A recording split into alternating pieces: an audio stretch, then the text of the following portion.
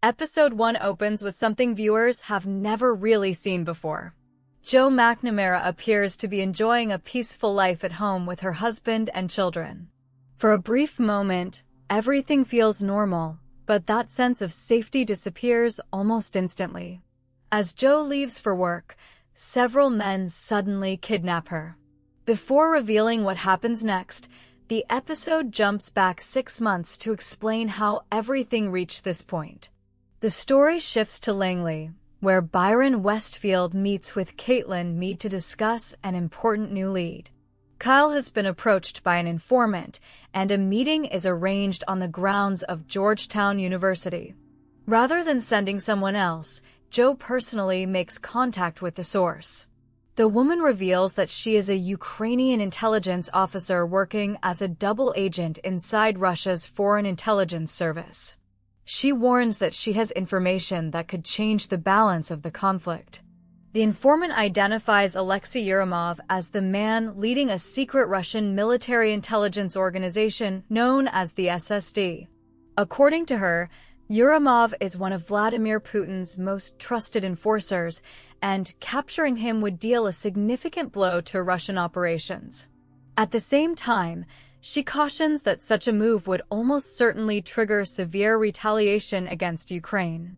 She also explains that her own role involves recruiting assets and carrying out infiltration missions through honeypot operations. With intelligence this valuable, the Central Intelligence Agency immediately decides to launch a mission to capture Yurimov. The operation takes the team to Donetsk in Ukraine, marking a dramatic change from the desert battlefield seen in previous seasons.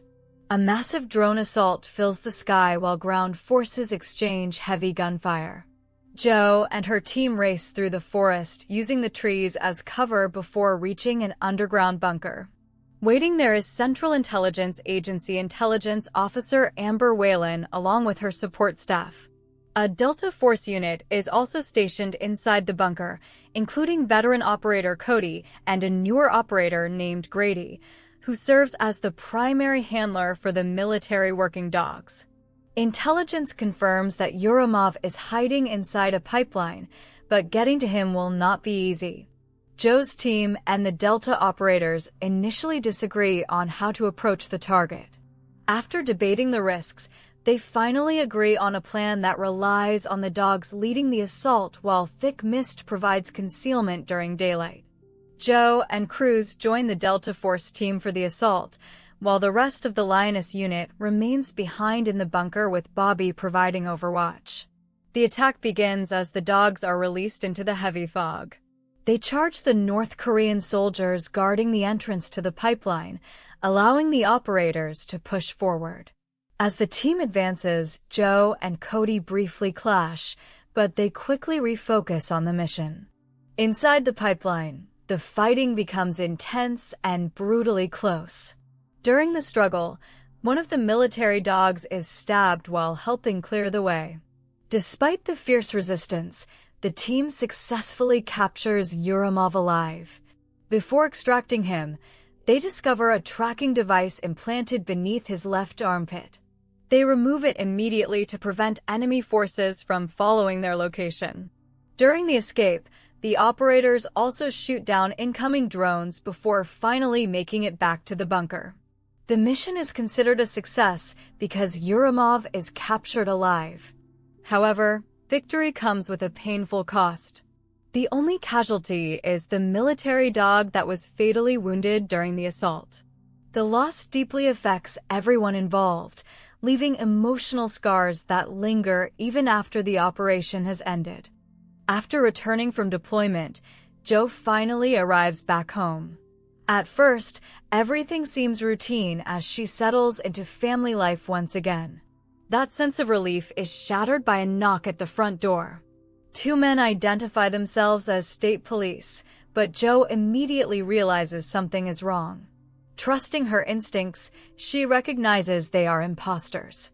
The confrontation turns violent within seconds. The fake officers attack, forcing Joe to defend herself inside her own home. She kills both men before they can complete whatever mission brought them there. Moments later, Her husband wakes up and walks into the aftermath.